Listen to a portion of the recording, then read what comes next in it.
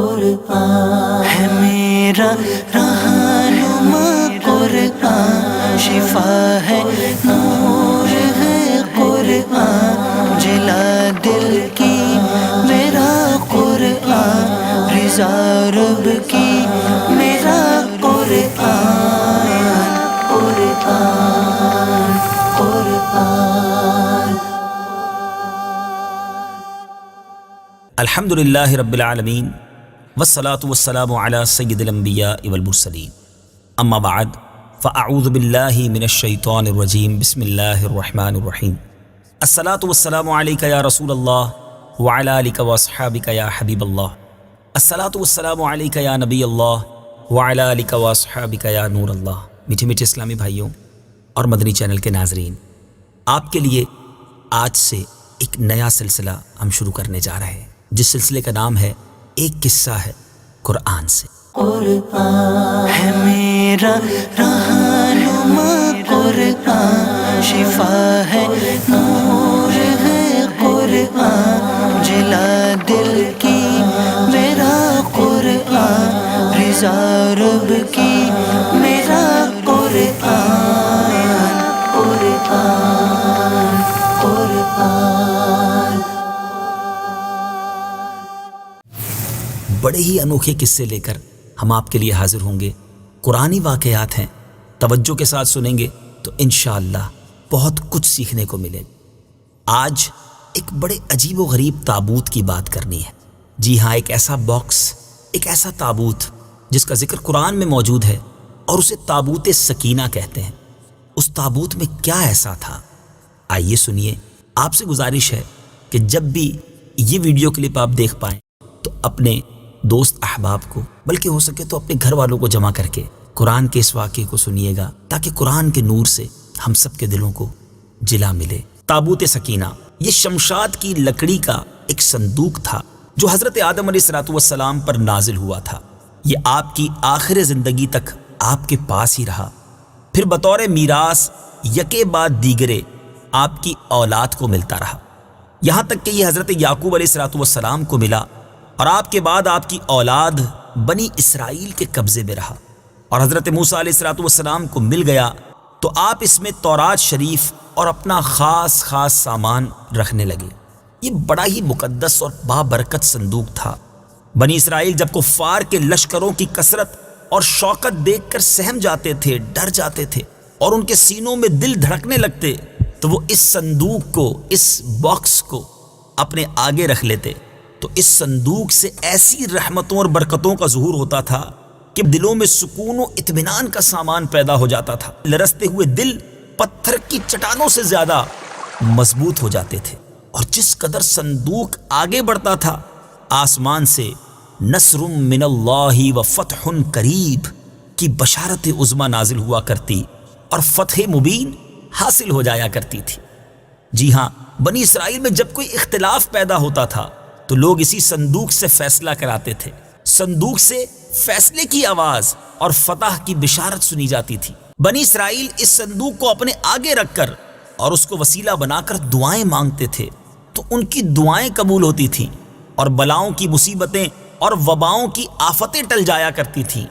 الغرض یہ صندوق بنی اسرائیل کے لیے تابوت سکینہ یعنی برکت و رحمت کا خزینہ اور نصرت خداوندی کے نزول کا نہایت مقدس اور بہترین ذریعہ تھا۔ مگر جب بنی اسرائیل طرح طرح کے گناہوں میں ملوث ہو گئے اور ان لوگوں میں عصیاں کی یعنی گناہوں کی سرکشی کا دورہ ہو گیا، تو ان کی بدعمالیوں کی نحوست کی وجہ سے اللہ عز و جل کی طرف سے یہ غضب نازل ہوا کہ قوم عمالقہ کے کفار نے ایک لشکر جرار کے ساتھ ان لوگوں پر حملہ کر دیا۔ ان غیر مسلموں نے بنی اسرائیل کا قتل عام کر کے ان کی بستیوں کو تاخت و تاراج کر ڈالا، عمارتوں کو توڑ پھوڑ کر تہس نہس کر ڈالا، اور اس متبرک صندوق کو بھی اٹھا کر لے گئے۔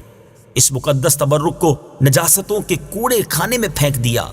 لیکن اس بے ادبی کا قوم عمالقہ پر یہ وبال پڑا کہ یہ لوگ طرح طرح کی بلاؤں اور بیماریوں کے ہجوم میں جھنجھوڑ دیے گئے۔ چنانچہ قوم عمالقہ کے 5 شہر بالکل برباد اور ویران ہو گئے، یہاں تک کہ ان بے ایمانوں کو یہ یقین ہو گیا کہ یہ صندوق رحمت کی بے ادبی کا عذاب ہم پر پڑ گیا ہے، تو ان کافروں کی آنکھیں کھل گئیں۔ چنانچہ ان لوگوں نے اس مقدس صندوق کو ایک بیل گاڑی پر لاد کر بنی اسرائیل کی بستیوں کی طرف روانہ کر دیا۔ پھر اللہ تعالیٰ نے 4 فرشتوں کو مقرر فرما دیا جو اس مبارک صندوق کو بنی اسرائیل کے نبی حضرت شمویل علیہ السلام کی خدمت میں لائے۔ اس طرح پھر بنی اسرائیل کی کھوئی ہوئی نعمت دوبارہ ان کو مل گئی، اور یہ صندوق ٹھیک اس وقت حضرت شمویل کے پاس پہنچا جبکہ حضرت شمویل علیہ السلام نے طالوت کو بادشاہ بنایا تھا، اور بنی اسرائیل طالوت کی بادشاہی تسلیم کرنے پر تیار نہیں تھے، اور یہی شرط ٹھہری تھی کہ مقدس صندوق آ جائے تو ہم طالوت کی بادشاہی تسلیم کر لیں گے۔ چنانچہ صندوق آ گیا اور بنی اسرائیل طالوت کی بادشاہی پر رضامند ہو گئے۔ اب آپ غور کر رہے ہوں گے کہ اس تابوت سکینہ میں تھا کیا؟ اتنا مبارک، اتنی فضیلتیں بیان ہو رہی ہیں اور قرآنی واقعہ ہے۔ اب آئیے سنیے تابوت سکینہ میں کیا تھا۔ اس مقدس صندوق میں حضرت موسیٰ علیہ السلام کا عصا اور ان کی مقدس جوتیاں، اور حضرت ہارون علیہ السلام کا عمامہ، حضرت سلیمان علیہ السلام کی انگوٹھی، تورات کی تختیوں کے چند ٹکڑے، کچھ من و سلوا، اس کے علاوہ حضرت انبیاء کرام علیہ السلام کی صورتوں کے حلیے وغیرہ، یہ سب سامان اس میں تھے۔ میٹھے میٹھے اسلامی بھائیوں، آپ جاننا چاہیں گے کہ قرآن مجید فرقان حمید میں اس صندوق کا، اس تابوت سکینہ کا تذکرہ کہاں اور کیسے موجود ہے؟ چنانچہ پارہ 2 سورہ بقرہ آیت نمبر 248 میں ارشاد ہوتا ہے، وقال لهم نبيهم إن آية ملكه أن يأتيكم التابوت فيه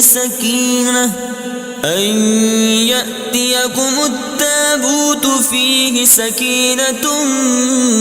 من ربكم وبقية مما ترك آل موسى وآل هارون تحمله الملائكة إن في ذلك لآية لكم إن كنتم مؤمنين۔ ترجمہ، اور ان سے ان کے نبی نے فرمایا اس کی بادشاہی کی نشانی یہ ہے کہ تمہارے پاس وہ تابوت آ جائے گا جس میں تمہارے رب کی طرف سے دلوں کا چین ہے، اور معزز موسیٰ اور معزز ہارون کی چھوڑی ہوئی چیزوں کا بقیہ ہے۔ فرشتے اسے اٹھائے ہوئے ہوں گے، بے شک اس میں تمہارے لیے بڑی نشانی ہے اگر تم ایمان والے ہو۔ میٹھے میٹھے اسلامی بھائیوں، آپ نے قرآن پاک کی تلاوت بھی سنی اور یہ مبارک واقعہ بھی سنا۔ اب آئیے اس مبارک واقعے سے ہمیں کیا درس ملتا ہے؟ اس واقعے سے ہمیں چند پیارے پیارے مدنی پھول ملتے ہیں۔ معلوم ہوا کہ بزرگوں کے تبرکات کی خداوند قدوس کے دربار میں بڑی عزت و عظمت ہے، اور ان کے ذریعے مخلوق خدا کو بڑے بڑے فیوز و برکات حاصل ہوتے ہیں۔ ذرا غور تو کیجئے نا کہ یہ صندوق جس میں حضرت موسیٰ علیہ السلام کی مبارک جوتیاں ہیں، آپ کا عصا اور حضرت ہارون علیہ السلام کا عمامہ ہے، تو اللہ تبارک و تعالیٰ کی بارگاہ میں یہ صندوق اس قدر مقبول، مکرم اور معظم ہو گیا کہ فرشتوں نے اس کو اپنے نورانی کندھوں پر اٹھا کر حضرت شمویل علیہ السلام کے دربار نبوت میں پہنچایا، اور خداوند قدوس نے قرآن مجید میں اس بات کی شہادت دی، فيه سكينة من ربكم، یعنی مومنوں کے قلوب کا اطمینان اور ان کی روحوں کی تسکین کا سامان تھا۔ مطلب یہ کہ اس پر رحمت الہی کے انوار و برکات کا نزول اور اس پر رحمتوں کی بارش ہوا کرتی تھی۔ تو معلوم ہوا کہ بزرگوں کے تبرکات جہاں اور جس جگہ بھی ہوں گے، ضرور ان پر رحمت خداوندی کا نزول ہوگا، اور اس پر نازل ہونے والی رحمتوں اور برکتوں سے مومنین کو سکون قلب اور اطمینان روح کے فیوز و برکات ملتے ہیں۔ دوسری بڑی پیاری بات جو اس مبارک واقعے سے سیکھنے کو ملتی ہے کہ جس صندوق میں اللہ والوں کے لباس، عصا اور مبارک جوتیاں ہوں، جب اس صندوق پر اطمینان کا سکینہ اور انوار و برکات کا خزینہ خدا کی طرف سے اترنا قرآن سے ثابت ہے، تو بھلا جس قبر میں ان بزرگوں کا پورا جسم رکھا ہوگا، ان قبروں پر رحمت و برکت اور سکینہ اور اطمینان کیا نہیں اترے گا؟ ہر عاقل انسان جس کو خداوند عالم نے بصارت کے ساتھ ساتھ ایمانی بصیرت بھی عطا فرمائی ہے، وہ ضرور اس بات پر ایمان لائے گا کہ جب بزرگوں کے لباس اور ان کی جوتیوں پر سکینہ اور رحمت کا نزول ہوتا ہے تو ان بزرگوں کی قبروں پر بھی رحمت خداوندی کا خزینہ ضرور نازل ہوگا، اور جب بزرگوں کے مزارات پر ان کی قبروں پر رحمتوں کا نزول ہوتا ہے تو جو مسلمان ان مقدس قبروں کے پاس حاضر ہوگا تو ضرور اس پر بھی بارش انوار رحمت کے چند قطرات برس ہی جائیں گے، کیونکہ جو موسلا دھار بارش میں کھڑا ہوگا ضرور اس کا کپڑا اور بدن بھیگے گا، جو دریا میں غوطہ لگائے گا ضرور اس کا پانی اس کے بدن کو تر کرے گا، جو عطر کی دکان پر بیٹھے گا تو ضرور اس کی خوشبو نصیب ہوگی۔ تو ثابت ہو گیا کہ جو مسلمان بزرگوں کی قبروں پر اچھی نیتوں کے ساتھ حاضری دیں گے ضرور وہ فیوز و برکات کی دولتوں سے مالا مال ہوں گے، اور ضرور ان پر خدا کی رحمتوں کا نزول ہوگا جس سے ان کے مصائب و آلام دور ہوں گے اور دین و دنیا کے فوائد اور منافع حاصل ہوں گے۔ اور تیسرا مدنی پھول جو اس واقعے سے سیکھنے کو ملتا ہے کہ جو لوگ بزرگوں کے تبرکات یا ان کی قبروں کی بے ادبی کریں گے وہ ضرور قہر قہار اور غضب جبار میں گرفتار ہوں گے، کیونکہ قوم عمالقہ نے اس صندوق کی بے ادبی کی تھی، ان پر ایسا قہر الہی ٹوٹا کہ وہ بلاؤں کے ہجوم سے بلبلا اٹھے، اور کافر ہوتے ہوئے انہوں نے اس بات کو مان لیا کہ ہم پر بلاؤں اور وباؤں کا حملہ اسی صندوق کی بے ادبی کی وجہ